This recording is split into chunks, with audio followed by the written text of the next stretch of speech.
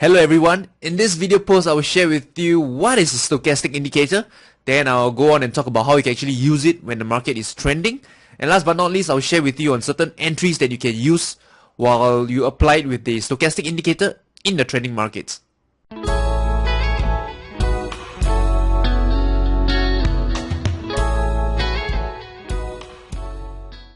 Okay boys and girls, so before I go into the nitty-gritty details of stochastic itself, we have to understand what is the stochastic indicator all about. So according to George Lane, the developer of the stochastic indicator, he said that stochastic measures the momentum of price.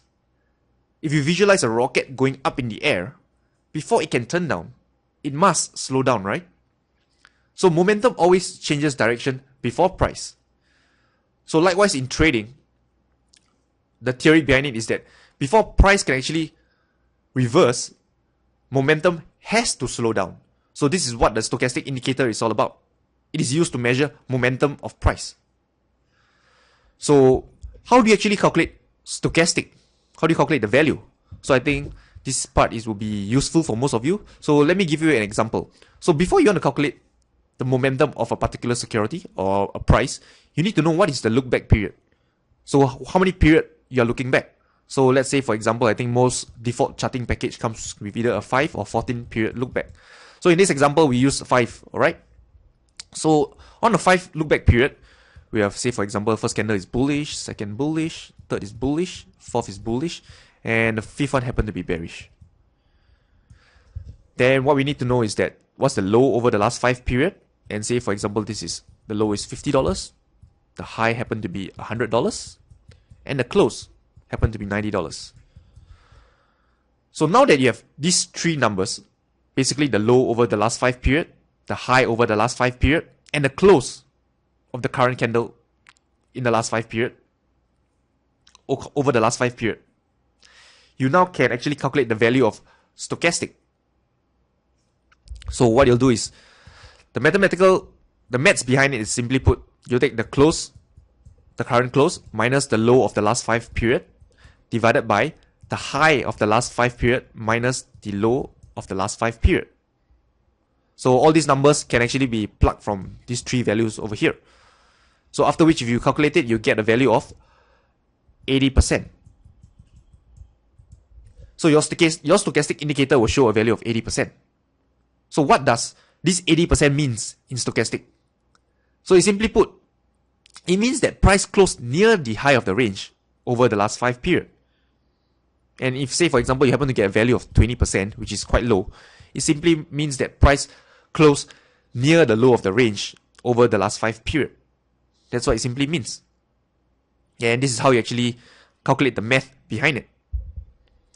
Now looking at the stochastic indicator, so now let's look at it. Right, so you can see here, this is the period you want to key in. So this is the 5 period, look back period. And let's say I'll use the 5 look back period. And it looks something like this. There's a blue line and a red line.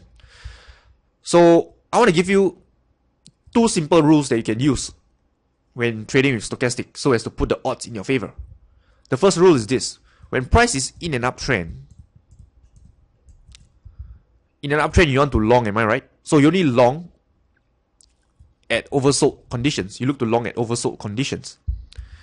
And likewise, when price is in a downtrend, you want to short, right? So you only look to short at overbought conditions. So these are two very simple rules that can actually dramatically put the odds in your favor. But one thing to know is that price can be oversold for sustained period of time, and price can also be overbought for sustained period of time. So it's always safer, to always trade with the trend. So in this example, this is the chart of crude oil, 4-hour chart. So since price is clearly in the downtrend, we only look at overbought scenarios. So one thing to know is that anything that is overbought is above 80. That's how it's being considered overbought. And likewise, anything below 20 is considered oversold. So I think you can see here 80 came with this indicator, and here is 20.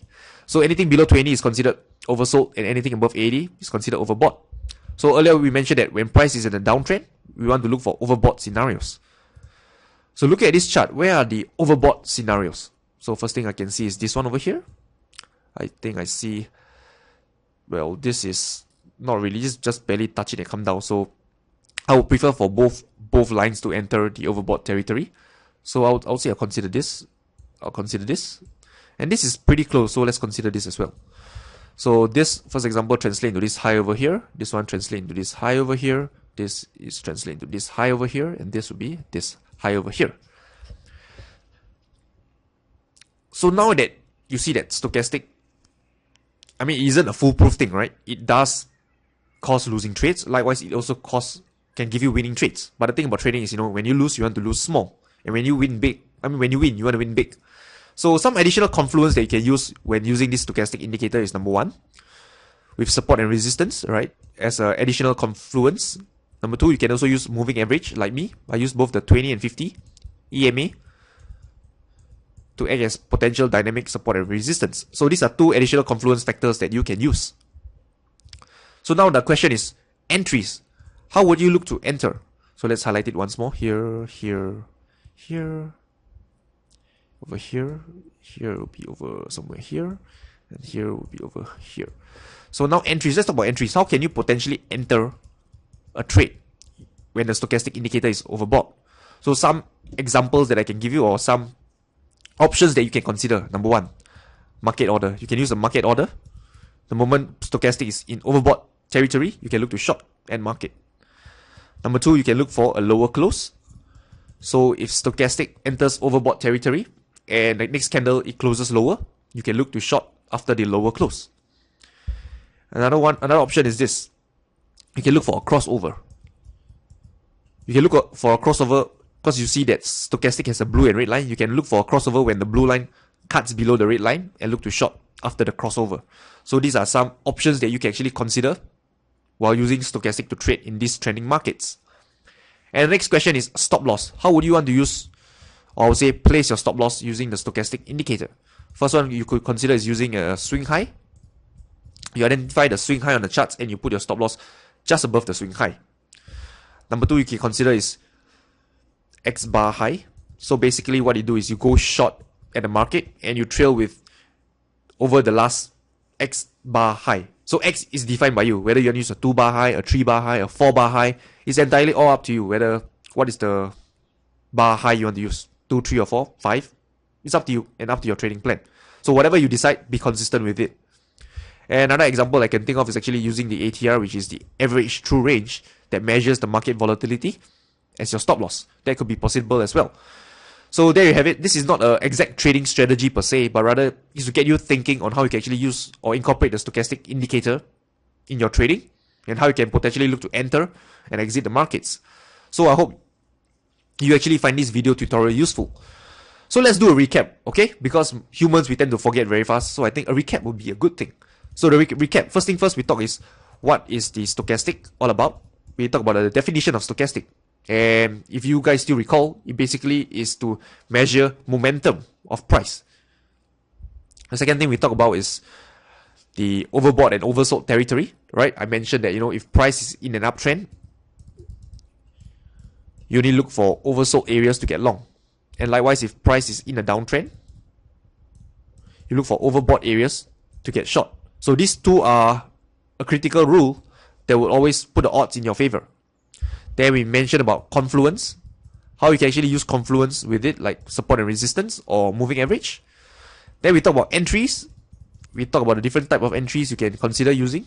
We talk about trading using a market order. We talk about a lower close of a candle. And we also talk about, oh boy, what's the last one we talk about?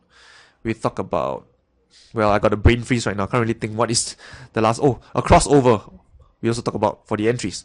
And lastly, we talk about using ATR as exits. We talk about using swing high and low that you can consider. And last but not least, we use a X bar high to trail your stop loss. So again, I hope this is pretty much comprehensive for you boys and girls. And I hope you guys find this video useful. Because if you do, feel free to leave comments in the section and let me know what you think. And with that, I wish you good luck and good trading. I'll talk to you soon.